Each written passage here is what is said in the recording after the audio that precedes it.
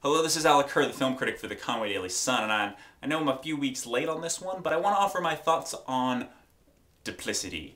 Tony Gilroy's follow-up to his terrific debut as a director, Michael Clayton. Now, where Michael Clayton was an intense legal thriller, Duplicity plays as a lighter, comedic, romantic twist on the themes presented in that film. In this case, the corporate world replaces the legal world, with two former spies, played by Julia Roberts and Clive Owen, falling in love and teaming up to try to steal an idea from competing rival corporate entities. Each one has a high-profile job in the companies, headed up by Tom Wilkinson and Paul Giamatti in really terrific supporting performances.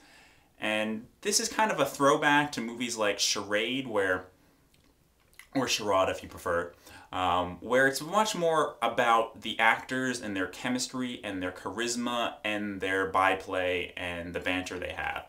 And there's, as with something like Charade, there's a complex plot with multiple switcheroos and double crosses and twists and turns, and you kind of just go along with it and, you know, just kind of take in the audacity of the plot.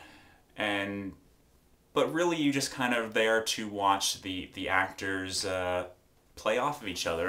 And Julia Roberts and Clive Owen are very good together. They have a definite chemistry, and the dialogue by Tony Gilroy is really sharp and clever. Although Tony Gilroy does overplay the best line in the script over and over again, which is kind of a shame. And although Tony Gilroy is best known for his work on like the Bourne franchise and obviously Michael Clayton, this film is probably closest in spirit to his first screenplay, and that's 1992's The Cutting Edge, which was about a figure skater and a hockey player being teamed together to skate in the Olympics. And that film also had this kind of real sharp, snap, snap, snap kind of witty banter between the two actors. And that's the same kind of dialogue that Tony Gilroy is employing here in Duplicity. Now, Julia Roberts and Clive Owen had worked together before in Closer, and their banter there was a lot more acidic and barbed and trying to hurt. Here, it's playful and affectionate, and it's just a lot of fun. The dialogue is really sharp and well written.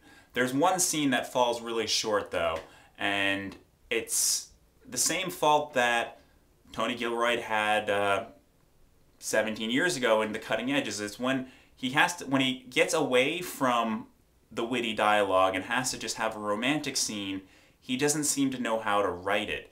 He has a scene where Julia Roberts and Clive Owen confess their love to each other, and it's cliche, it's overwrought, and it says things that don't need to be said. You need to trust the audience to know that these two characters loved each other without them spelling it out so clearly in words.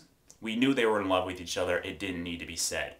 That's kind of really the only truly weak scene in the whole movie. It kind of feels like the obligatory Julia Roberts scene. It's like all of a sudden you're watching Notting Hill 2 or something.